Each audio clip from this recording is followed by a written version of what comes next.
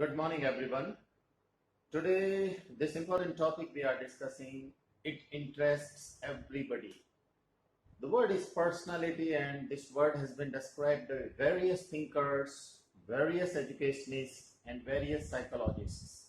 They have defined personality in their own way, and everybody defines in a very circumscribed area of their own. But what Allport has done, Gordon B. Allport, he's a psychologist, a professor from America, and the way he has described personality, that interests me a lot. And it's not for me, but it's worldwide popular. The way he has defined personality, it succinctly carries all the important elements of personality, nothing missed out. So let's first read out the definition which Allport has given. Then bit by bit, every component of this personality will take, and then we'll discuss in detail that how Allport has described personality and how it carries every important component of personality. So first, let's read the definition out, what it is.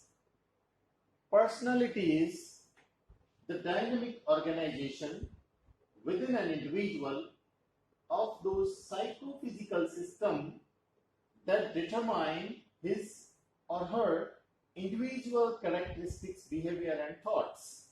So let us see how important this definition is and how beautiful it includes every component. First, see, personality is dynamic organization. See this word.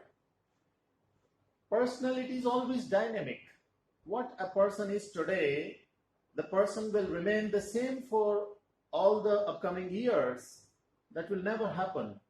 The person changes in attitudes, the person changes in behavior, the person changes in thoughts, the person changes in physique, and many other aspects of personality constantly keep on changing.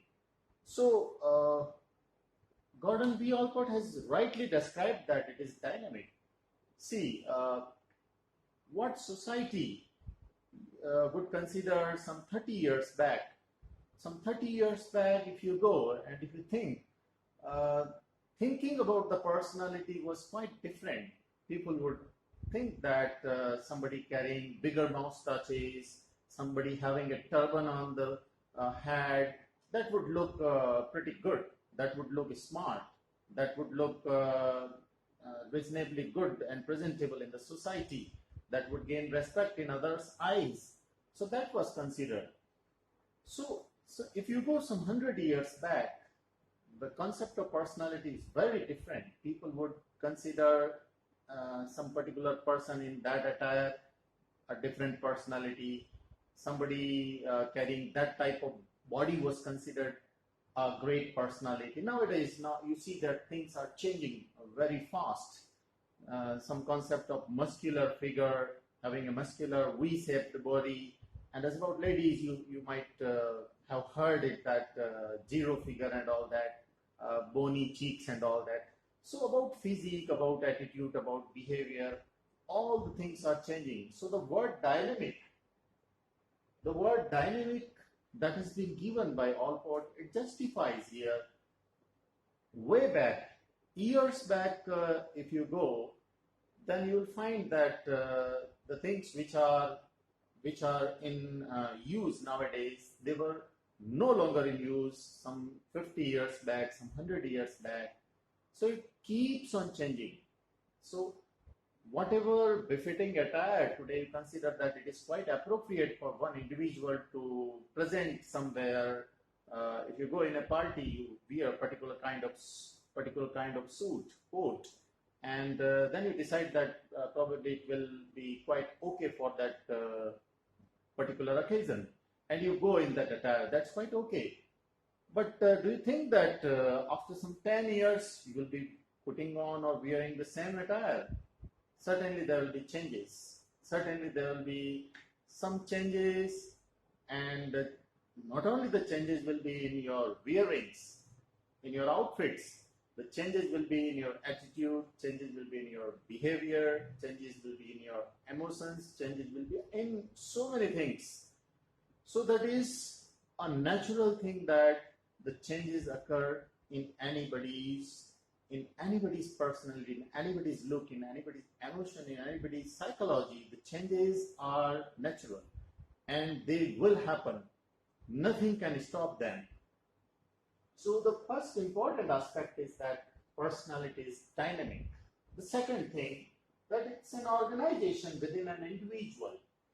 Now see, when we talk of personality, when we say that it's within an individual, this means that we cannot say in a group of people, if you see a group of people, you cannot say that this group of people is having this personality. Because personality word, it's an attribute to one individual. So that individual will carry that personality. So in this definition, our concern is one individual. We are talking about one person. We are not talking about group. We are not talking about the personality of the society. We are not talking about various people, multitudes of people. We are not talking about a crowd. We are talking about one individual. That is very important in this personality definition. Then comes a very important word here comes, that he says that it's psychophysical. It's psychophysical. Why he says that personality is psychophysical? Yeah, he's very right in saying that. Sometimes you say that when the person looks good, looks smart, looks healthy, looks stout, looks tall, these are the positive attributes of any person, then you will say that person looks good. But sometimes you see all these physical traits which make him look good. They are not a guarantee that person will certainly be a good person. When the person starts behaving, when the person starts interacting with you, then certainly you come to know that what the person was outwardly looking is not justifiably so inwardly. Then what you will see, you will start thinking quite opposite. That person is not exactly the same what you thought him to be when you outwardly judged him. So it's never an outward appearance that will ultimately make you a good person. There are so many things, psycho and physical. Psycho means there are so many things which are abstract in sense, such as your attitude, such as your behavior, such as your emotions, such as your thinking, and so many other like things. So those things also have to be taken into consideration when you consider a total personality. It's not only the outward appearance. There are so many people, there are so many great people. You can quote examples. Abraham Lincoln, the sunken cheeks, a short height person, and not very, you can say, not very handsome in looking, but still people had a respect for him, people liked him, people elected him to be the president of America. And there are so many other examples in sports you can consider. There are so many people those are having short heights, but when they performed well in Olympics and in their field, they were quite able to perform well. Then people start respecting them. They have lots of followers, millions of followers they have, and again the respect. Despite the fact that they have this or that kind of physique, but still they are respected. So it's very important that when we consider personality, the psycho elements, this means all those elements, how your attitude is, how your emotions are, whether they are stable, whether they are good, whether they are positive, all these things are taken into consideration. So sometimes when you see that the person is good in all the attitudinal aspects, all the emotional aspects, in thinking aspect, positivity in behavior, everything is that okay. But when the person is not having good physique, then the person will carry some minus points. So it's a beautiful combination of these two things. But never consider that only one can make you a great personality. It's never possible. So it's a beautiful combo pack. It's a beautiful combination of psychology as well as the physical appearance of yours. So both these things coming together will make you an ultimate personality. So let's take the other component. It's psychophysical system, he says. Then he says that determine his or her individual characteristics, behavior and thoughts. So when these two things, that is physique and your psychology, when these two things are combined together, then says that individual characteristics, behavior and thought. Why he says that it's characteristics, behavior and thought of that individual? See, when Allport says that it's in the character of that individual, character, let's first define what is character. Character actually is that when you have so many good habits in you, then you can say that you always do so many tasks, you conduct so many activities. When you conduct so many positive activities in your life, then ultimately so many activities coming together, they form into some habits. So many good habits coming together in your personality, they ultimately form your good character. So many bad activities, if your life prevails in so many bad activities, then ultimately the coming together will make several bad habits in you. And those bad habits accumulating in you ultimately will make a bad character. So it's a very simple procedure that how you form your character. In your life, if several good activities dominate, if you always dominate in good activities, maybe sometimes that human being is quite fallible and sometimes they fall into some bad activities, but they again come into good activities. This means that good activities always dominate into their personalities. Then ultimately it's quite likely that they will form a great character.